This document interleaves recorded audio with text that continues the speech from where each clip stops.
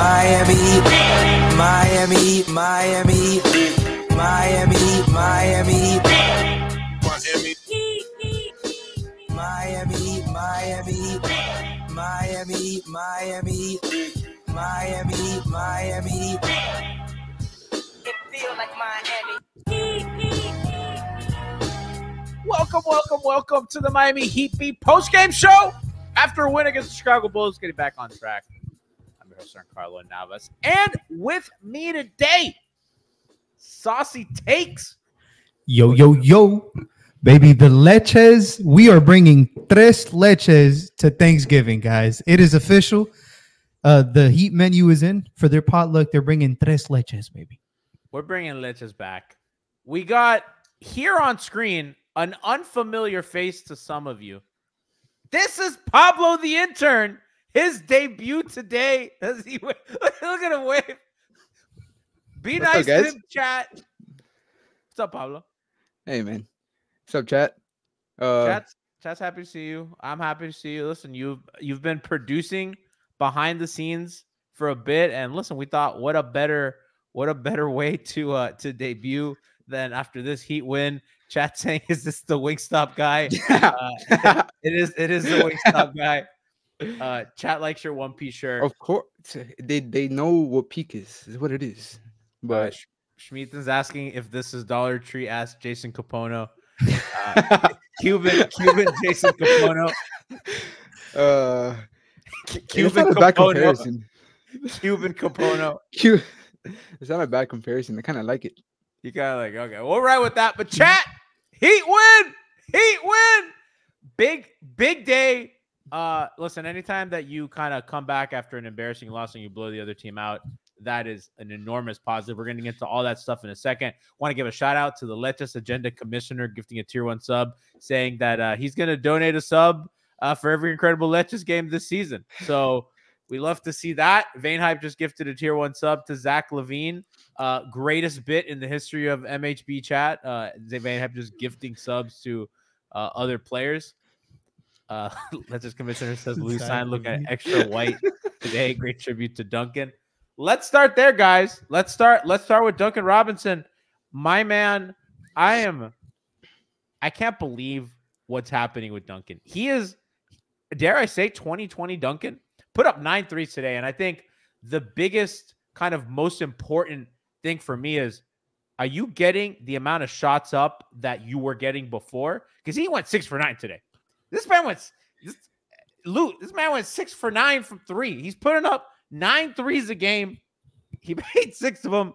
Was a point away from being their leading scorer. Had 22. Is giving you other stuff off the drive. He drew a foul off the drive, for God's sake, Lou. I don't even know what to do anymore. This man, I never ever seen you act like this before. Man, at some point, this has become regular, and it's crazy to think we're expecting this from Duncan Robinson.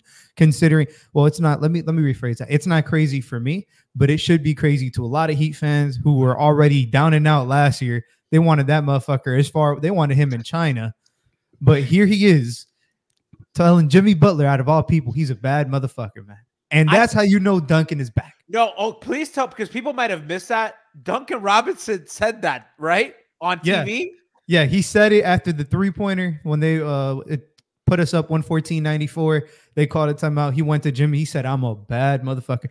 And Who is this man? Duncan, hey, man, if this, I said it last stream, if Kevin Love makes Duncan Robinson play like this, keep him till he's 55.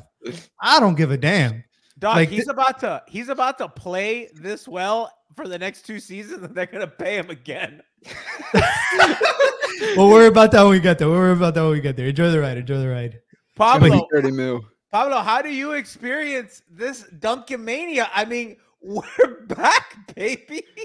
Listen, is it too late to start the MIP campaign for Duncan? He can't get MIP. He But- can't. Why not? Why are you such a hater, G? He was too good before. G, he sucked last year. He didn't he play. was good before that. That's fine. What are the rules? Let Tyler just rest until the postseason. I'm betting Duncan MIP right this moment. I think with Duncan, he's just looking more confident with each game as it flows. You can tell that he's a completely new player, because before, the 2020 Duncan was mostly just off ball movements coming off Bam screens, and if he couldn't get open off a Bam screen, it was just a pass. Now with Duncan, he can come off the dribble. The 2-man game with Bam is incredible. Every time they're on the floor, is either a Bam layup, a Duncan 3, or it gets someone else in the corner open.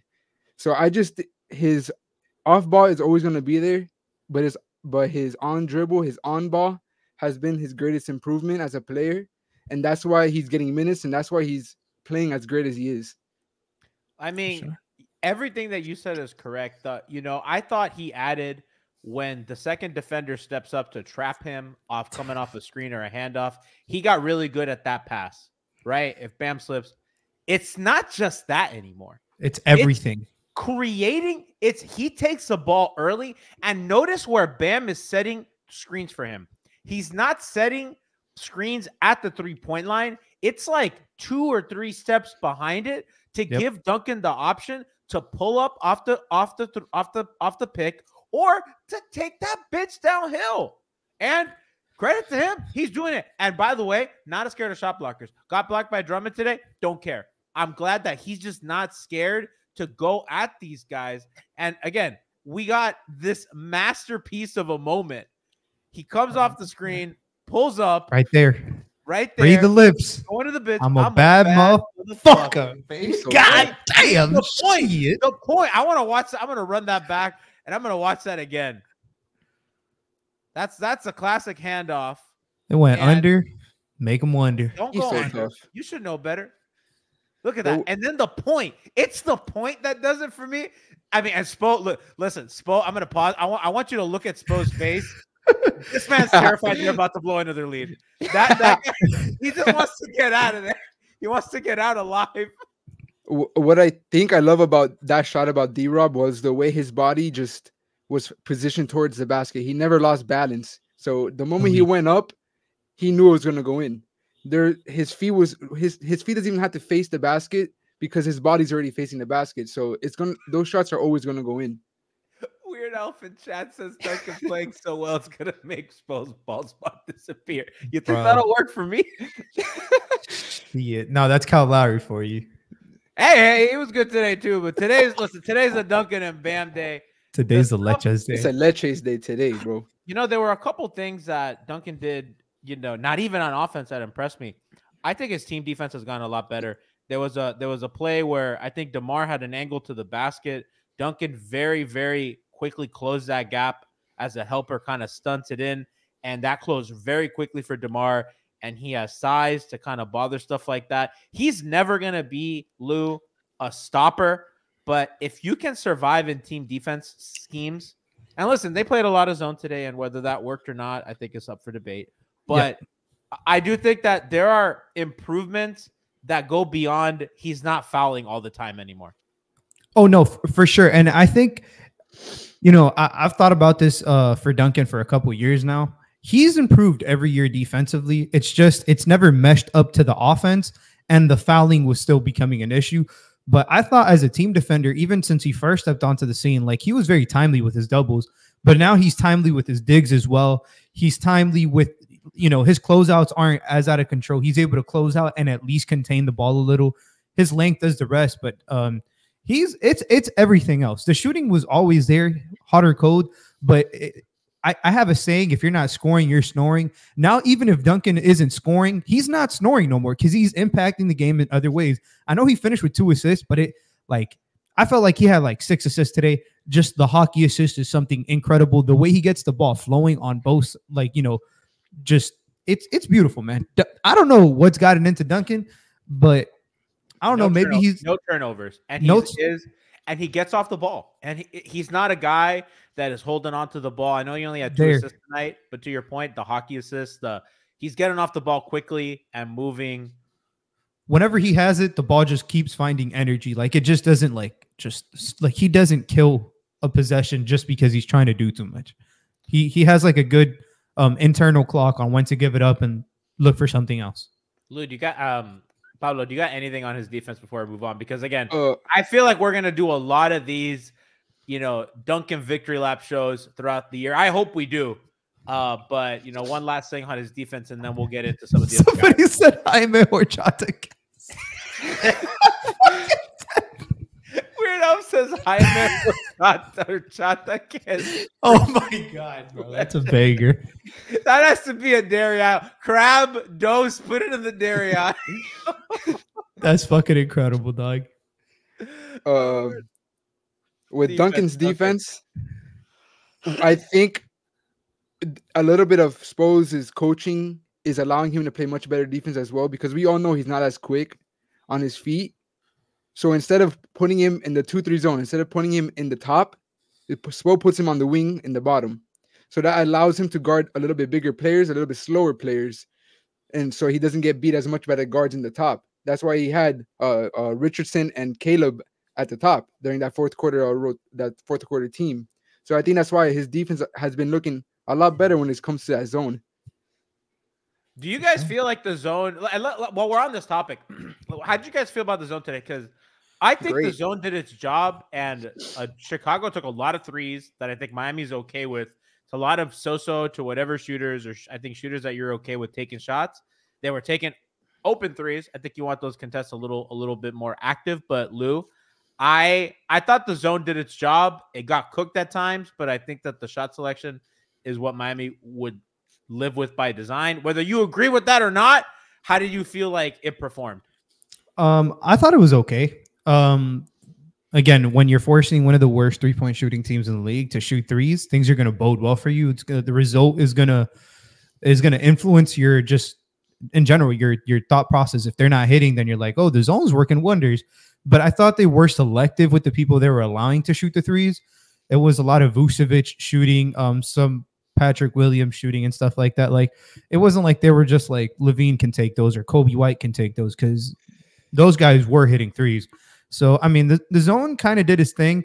I'm glad that they switched it up. It's been a lot of Bam dropping, and I'm glad that they were able to, they mixed in some switches there for stretches in the third and fourth quarter. They of just switching or playing at the level, like just different things, throwing two at the ball, making, like, letting the defensive backline play off of that. So I'm glad that they switched up the scheme, because the Heat's fourth quarter defensive rating has been terrible, atrocious. It's horrible.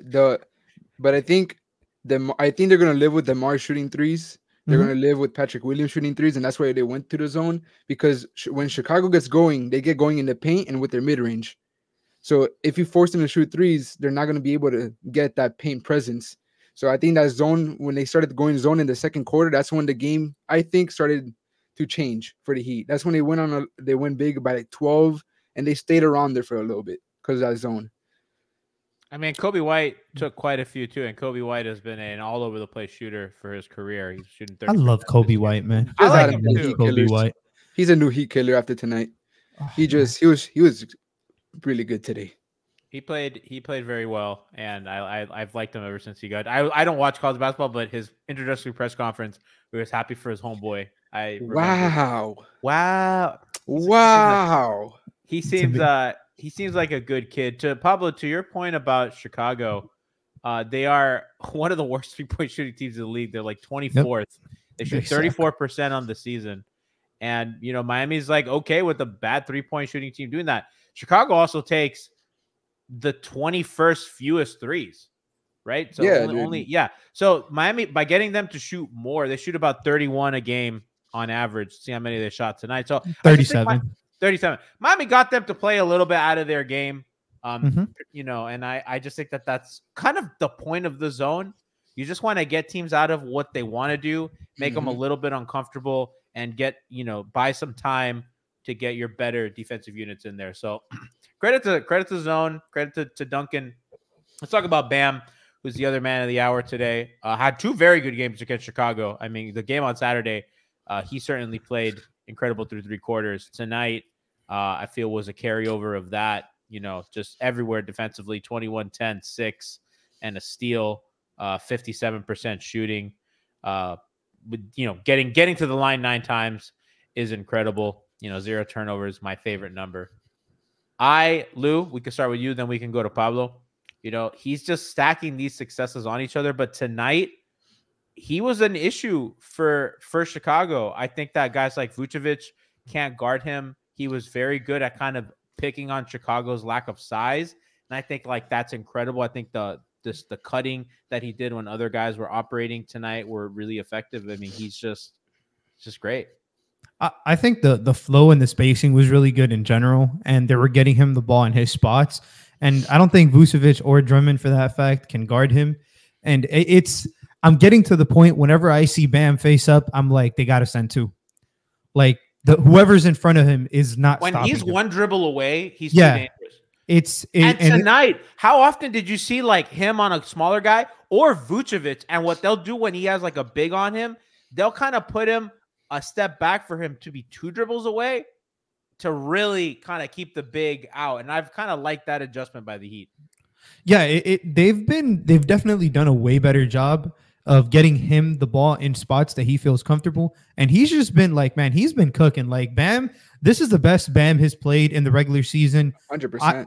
I think the only thing that kind of compares was when Jimmy went out last year for that little stretch and he was able to, but he's doing this now with Jimmy in the lineup, which is the difference. And I don't think it's a wild thing to say. I think Bam's been their best player this whole season. He's been fucking phenomenal. He deserves all the praise and then some. We should be thanking our lucky stars. We got a hold of somebody like this because he's truly one of one. Yeah. Pablo, I mean, to that point, again, a guy like, and Vucevic is not the best friend in the world, but he's a big guy. And the fact that Bam doesn't have to back him up, can just face him up like tonight, I think that that's a tribute to something that we have been asking for, at least on Miami Heat Beat, for a long time. I've said many times, I want him to be more Amari Stoudemire than Dwight Howard on offense. There you go. Yeah. I genuinely think he can be that. And I think tonight's a great example of like played within himself. Again, the face-up game I think is huge. The jump shot, he's very effective at it this year. He's shooting a good percentage. And again, tonight just had everything going. And against these smaller teams, it's just I just don't think that guys can guard him. He's learning to use his size. And again, tonight's just a great example of that. It all starts, in my opinion, with his mid-range, his face-up. He's making them now. So that's showing defenders that they're going to have to step up when he faces up around the elbow. And once they step up like someone like as slow as Vucevic, one dribble, he can go to the basket. So that's why his mid-range, that's why we've always wanted him to shoot. Because he's such a force driving in. He's 6'9". So the moment he drives in, he's most likely going to make it. So when you have that jump shot, when you have that mid-range face-up game, it opens up the court for you. So like how you said, you don't want him to play like Dwight Howard. Dwight Howard can sometimes be stopped because he doesn't have that type of face-up game. He just gets the ball in the post and goes up. With Bam, he can post up. He can shoot the mid-range, which he's been very effective at this year. And that's going to open up cutters. That's going to open up three-point shooting because that's going to take out a big man from the paint.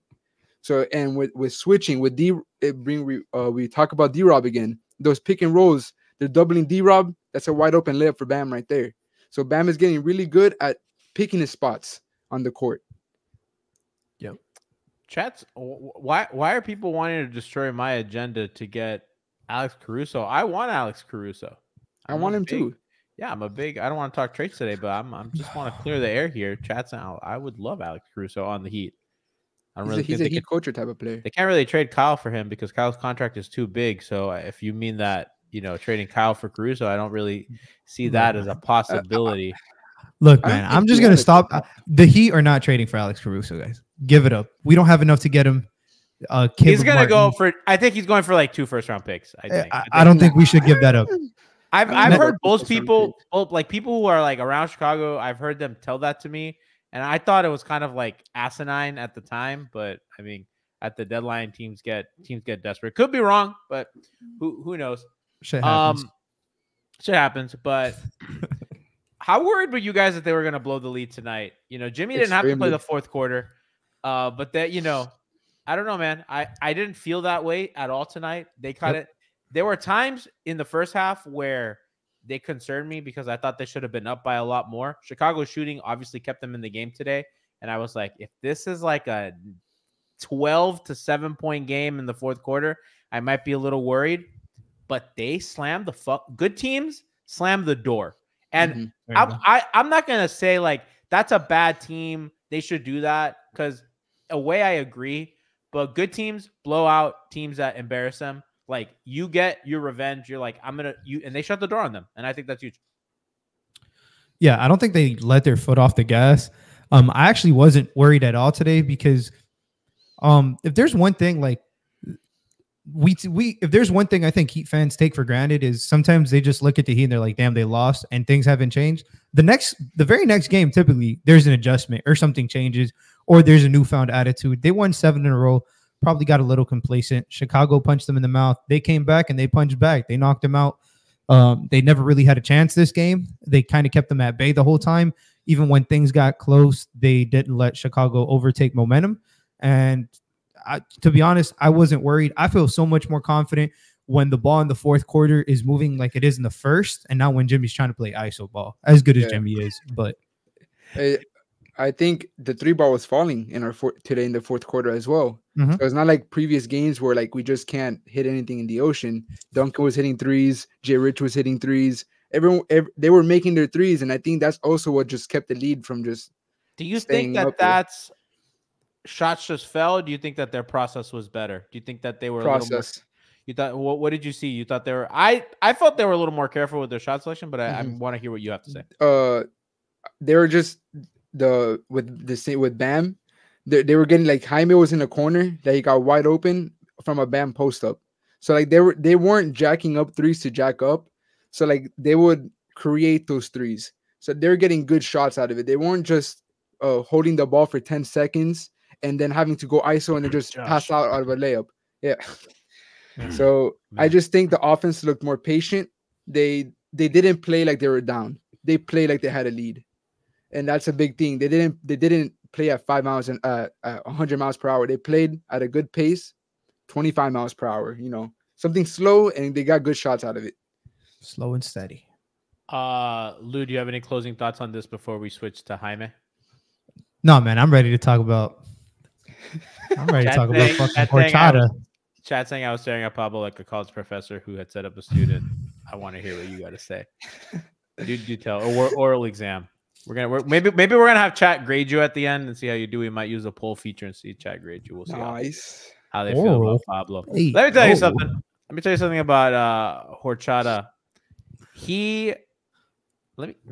For you to play. Listen, he was kind of killed on Twitter on Saturday. I did not get to watch the game live. My best friend got married. Shout out to you, Darren. Shout out to your beautiful wedding and your beautiful wife. But so I was off the grid. However, I did see people complaining on Twitter the next morning. Jaquez, my man was getting killed. Responded 19 big points. Outscored Jimmy. 4 assists. 3 or 4 from 3. That's the number. That means a lot to me. And 0 turnovers. You know how much I love 0 turnovers. Plus 24. Shit. He honestly, I don't even know where to start with him, man. It's incredible. This guy is what? How many games? 14 games, man? Oh, Lord. Yeah, not the pullover. 13 games into the season. And he's closing games. He played the most minutes today. Plus 24. Like, the kid just knows what the fuck he's doing, man. Oh, what? Chat wants to know if Jaime made Jimmy expendable. Oh, man. Look, man. Max him right now. Trade Jimmy for Caruso because they both go for 2 first-round picks. No, I'm kidding. But realistically, man, like Jaime is making speaking of Jimmy, he's making Jimmy's job easier. He's making everybody's job easier. I mean, tonight, the shooting, I didn't think would be there right away. And he's become like a good spot-up shooter. Yeah. Ironically, his numbers in college, he was a good shooter from wing threes, like NBA wing threes. He just sucked in the corners, and it translated into the NBA because he's been bad in the corners. But today he hit 3 corner threes. So, hopefully that changes. But that's a place that he needs to be able to be comfortable in because it's just the way that Miami plays. And I think you saw it tonight, particularly when Kyle and Jimmy get penetration. They need that guy from the corner to help to create offense. It's just not the same. When they get wing shooting, it's usually off movement or in transition or when the ball swings and finds a guy relocating there. the corners provide something kind of unique. And It's a direct, it's a one pass shot. That I think that's kind of what you mean. It's like literally just a one pass shot. But I think it's interesting that you know, aside from his shooting, he's doing everything, man. Like he's operating in pick and rolls at the mid range, getting to the cup, blowing by the center, making good reads. It's typically extra swing. Defensively, like the way he's moving his feet, the way he's containing the ball, forcing TOs. I don't even know if he had a steal or not today, but it's just he had 2 steals today. So as my fucking point, the kid's not playing like a rookie, man. Like he's playing like a 4-year veteran. Like I said, my comp for him coming out, like ideally, like at the very minimum, he's gonna be Grant Williams. He's way fucking better than Grant Williams. I said at the minimum. But this kid is sweet today. Yeah. No, JJJ is what people wanted Justice Winslow to be. He's better than what people wanted Justice fucking Winslow to be. No, and I love Justice Winslow.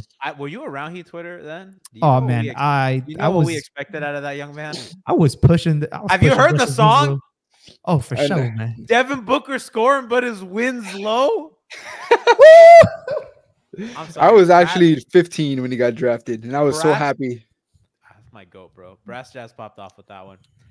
Pablo. So one of the things about Jaime's game tonight that I love, beside the shooting, was the fact that he can make a play when the defense is in duress. He got the ball on the wing, I think in the second quarter, and the defense was scrambling, was able to kind of beat that first guy that was rotating over.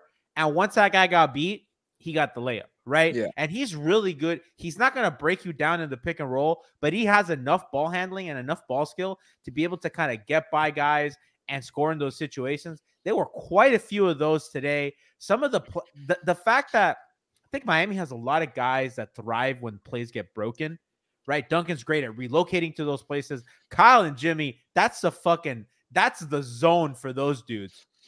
And a guy like Jaime is fitting right into that. And you saw it today. There were a couple times that plays broke down, and with this team and the way that they play offense, it's going to happen. And he's able to kind of take advantage of switches like he did tonight. Got some smaller guys in the post, was able to make passes, was able to score and do all those things. That to me is like so critical. That's the difference between like you being like a nice little NBA player and you being like a legit guy that changes games. Yeah, it starts with his body control and his ability to pick and choose where he wants to go with the ball. So he loves to post up. He loves to grab it right there and bang. And one thing about him, he knows how to use his body to a T, and that you don't see that with rookies. It's kind of like Luka in a way, where he knows how to, when he's in midair, he knows how to control where he's gonna land, how high he's gonna jump, and his patience, like how Bon was talking about in the last postgame show. His patience is something that you don't see with a lot of rookies.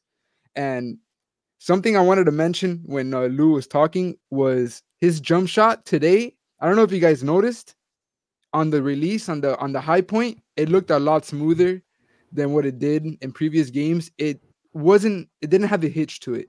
I don't know if you guys noticed, but when he was shooting, it was one like that. Jaime. It was just one motion. It wasn't two motion. I think the best way I can use to describe it is it felt like whenever he shot, his feet weren't in complete like they weren't synchronized with like his upper body, and today was just smooth. Like he wasn't overthinking it, and that's what you want. I think truly what I'm so proud of this fucking Heat team for doing is giving this kid the ball when he has a mismatch and being like, Jaime, we know you got to take us somewhere because we know we didn't go out and acquire somebody. You're the person we acquired. Prove us right. And they're giving him, like, they're letting him hunt mismatches with Kobe White on him, with Javon Carter on him. They were putting him into pick and rolls late into shot clock, like bail us out. And he's doing all these things. There's trust. Yeah. That's the key word. They're trusting this kid. And I said it at the beginning of the fucking season. Go back and listen. If the Heat want to make it anywhere, you have to trust these young guys. Because you didn't add anybody. These young guys is what you added. Prove it. Like, let them prove it. Give them a chance to. And I'm so fucking happy that this whole Spoelstra doesn't play rookies bullshit is thrown out the fucking water. That's the most bullshit take I've ever heard. Sorry, Heat Twitter. It's the maturity. Lenny Lester said, and some Heat fans wanted to draft Cam Whitmore. Yeah. Brian Goins I was one of them. Insane on draft night. Oh. Brian left the show because they didn't draft Cam Whitmore. And we gotta get the montage on that next week because I think time's up. Time's up, Brian. He's been in hiding ever since. Hey, I wanted Cam Whitmore, but I was the only guy on the show who didn't fucking trash the pick. I was like, this guy's a hooper, guys. You did. Frankie and Moose and Brian were just not Draft Beat was not happy. Draft Beat we had a rough day, man. But a little bit more on Jaime. It's just his maturity in his game. It's just, I think that's what gave him the minutes. Were you laughing at that one? No, somebody said Brian was tomato red the day. Go back and watch. We have to clip this. Brian didn't let Pablo, anybody talk for 30 seconds.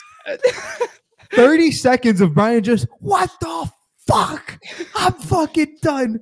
It was content, baby. He left. I think he left the stream. I think he left. It was capital C. He did. I was watching that day. I was so proud of him because I was like, this man is genuinely pissed, and this could be our greatest montage ever if this kid turns out good. I was like, oh man, because he was mad. He was genuinely mad. He was genuinely like, because remember they didn't get Dame, and the offseason it wasn't up to what people thought they were going to get. Like it was disappointing. Over. You know, yeah, exactly. Those 2 months were hell. If we're just gonna say it was just that's like Brian went ballistic. Yeah, Brian was. It's funny because before the stream, he's like, "I swear, if we get Jaime Horchataquez, I'm done." And then we got Jaime Horchataquez. Pablo, I was so happy. You gotta find Brian saying, "If we get Jaime Horchataquez," I know where it's at. I remember. I was watching. You gotta get that, and then you gotta get his reaction because we gotta put a montage together. We gotta have Brian apologize like Stephen A. Smith. That's what we gotta do. With the Kristaps video. I'm sorry. This was a very bad day. I'm sorry. I love it. Guys, but I mean, really, people are just roasting Brian. I'm here for the chat today is active. Weird Alf says every great Heat pick results in 90% of Heat B getting pissed. I remember how confused Nikias and G were when we drafted Bam. Have you ever heard that, Pablo? No, I haven't. The Bam. Oh, I'm gonna find that and we're gonna play it on the show to end the show. So we can initiate you to maybe the most famous Heat B clip ever. Yep. Guys, I want your thoughts on Jimmy tonight because you know he's obviously a very important piece. We're gonna do Jimmy. Let's do a quick thing on Jimmy, and then I want a very quick thing on Caleb. And then we'll close the show out because I have something on Jimmy. Yeah, right now. I want to hear what you got to say on Jimmy. Wait, can I just bring it in real quick? Bring it in. In the Jimmy, 2 on the shot clock for the running hook. SKYHOOK, baby. Jimmy just pulled a hook shot. Did you hear it? Yeah, I heard it. Jimmy says, I want chat and our listeners on the pod or on YouTube. Just listen very closely. Jimmy yells SKYHOOK as he takes it. In the Jimmy, 2 on the shot clock for the running hook. That man's my hero. I think that looked like Kareem Abdul-Jabbar a little bit. I'm not gonna lie, that was a little bit of hint of Kareem Abdul-Jabbar. But in reality, today he was getting doubled a lot. For someone who doesn't really care about regular season, the Chicago Bulls made it known that they don't want Jimmy to beat them. And what Jimmy does, he makes the right basketball play every time. So instead of forcing a dumb shot, he found someone open every single time. And then when they wouldn't double, he would take advantage of the mismatch and go up with it. Yeah, he missed easy ones, but he was relatively just coasting today. Because you really want him to try against double teams the whole time? No. So he just let his team, like Bam, like it's like how Lou said, Bam is the bus driver right now in the regular season, while Jimmy can coast. Yeah, Jimmy's passenger, man. Sometimes he doesn't even have his seatbelt on. He's just being reckless out there. And defensively, I do think he was very, very good today. Offensively, you know, maybe not the greatest shooting game, but he got to the free throw line doing Jimmy things. There's not much to say about Jimmy. The only thing I do have to say about Jimmy isn't so much about Jimmy. It's about his agent. Bernie Lee on Twitter is a fucking insane follow. This guy This guy is goated. He took out Christian Felicio today, bro. No reason. Yeah, people were saying Jimmy was on the Hornets, they'd be 0-12, and he was like, well, since I got time today, he got this guy named Cristiano Felicio $33 million American dollars for being on a team he dragged into the playoffs. Like this guy, Felicia's just like, what the fuck did I do? Like, he's got to be as crazy as Jimmy. And then he followed it up by saying this psychopath just yelled "SKYHOOK" as he was doing it. I'm turning this game off. It's just their match made in heaven. I'm just as happy as we have Jimmy as I follow his agent on Twitter. Man. What a follow.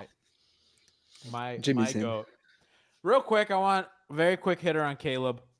How do we feel about the Caleb Martin experience this season? Because doesn't feel tonight was a rough outing. I think doesn't look like he's at game speed. I want to give him the benefit of the doubt.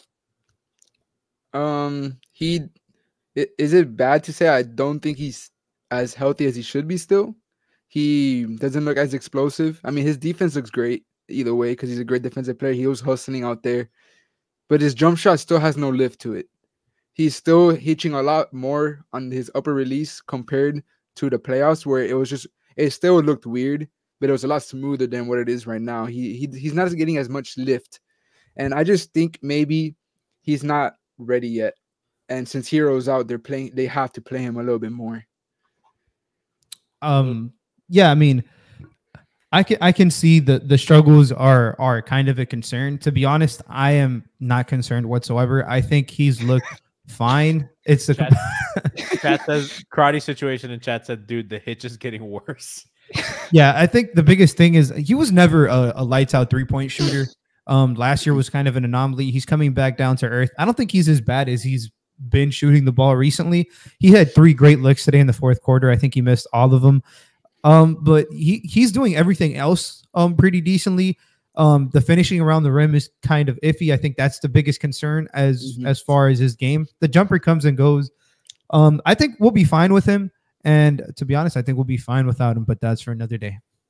Yeah. I mean, he's shooting 23% from 3 on the year. Shot 36% last year, which was okay, not great. And career 41, high. No, 41 the year before that. He shot 41% the year before that. His first. Oh, sorry. I'm thinking about the playoffs.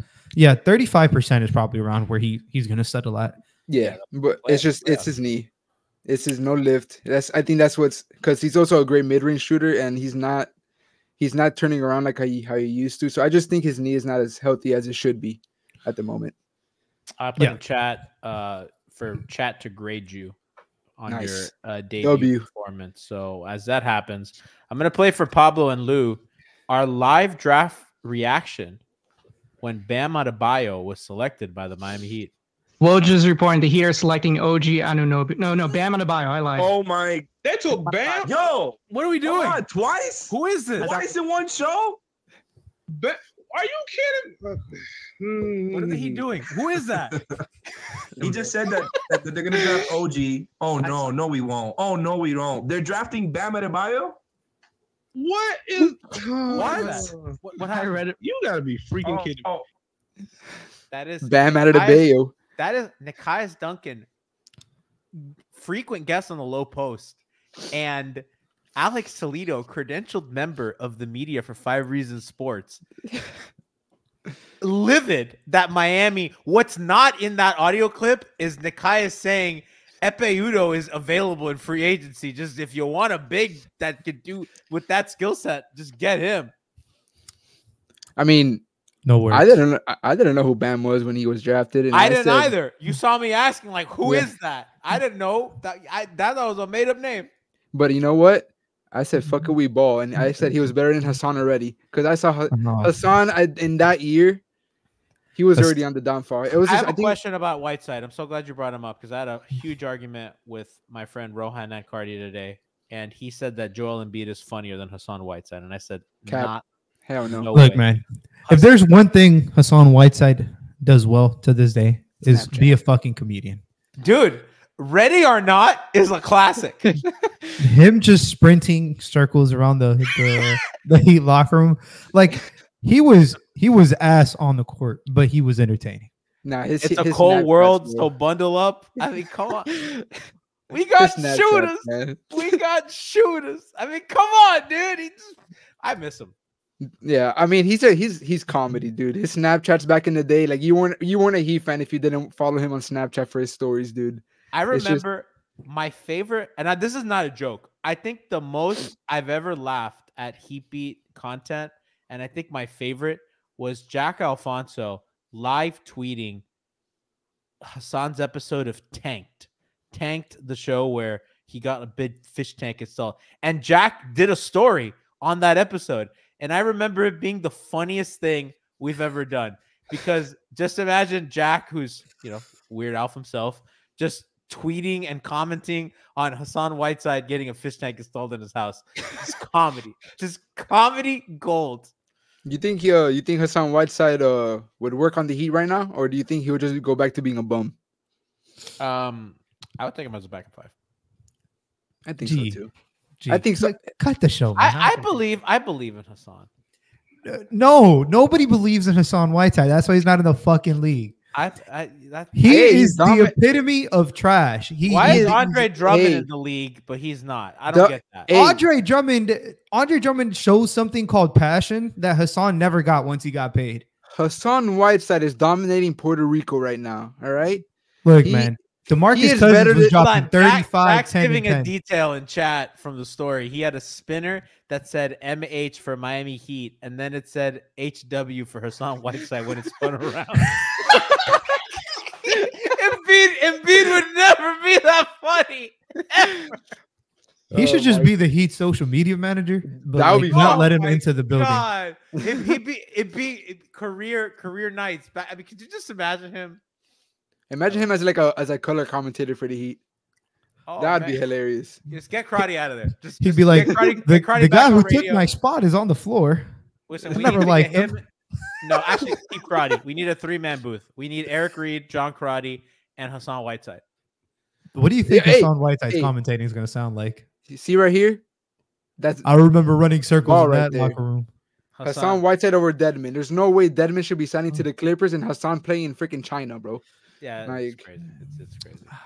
I'll take guys, Deadman over Hassan Whiteside. Great win. Fantastic evening from Miami. They have Cleveland on Wednesday. Max Strus Appreciation Day here on Miami Heat Beat. Tiffany Meeks takeover of the postgame show. You know it's gonna be lit. Tiff's hosting the postgame for Heat Cavs. Had to let my girl do it. It is Max Strus Appreciation Day here on Heat Beat. So big thank you, Max Day. Hopefully with another Heat win. Hope Jimmy trolls Max. Hope we have a good time. So be on the lookout for that on Wednesday. And yeah, guys, they have a hope. I'm not going to see you the rest of the week. So have a great Thanksgiving. Have a great holiday weekend. Is Black Friday still a thing? I don't even know. The Dolphins play on Black Friday. So have a safe Black Friday. Don't they play on Thanksgiving? No, they play on. They're playing the very first game on Black Friday against the Jets for Amazon Prime. Yeah. Oh, are there Friday NFL games now? Bezos? No, it's just Bezos. Amazon Prime is it's mandatory for them to have one game a week. So since Thanksgiving games are it's a tradition. I get it. They had to move it to Friday. Got you. The NBA is probably. Hey, what the poll say? I didn't see, but most chat was nice to you. They were like Pablo Rookie of the Year. So people like you. Let's just said you get a B because you didn't get roasted as hard as Lou did. That is true. You got off very easy. Yeah, I was gonna say, man, I'm not fucking with chat today, man. You're lucky that Alf's not here. You're lucky because Alf would have made it happen.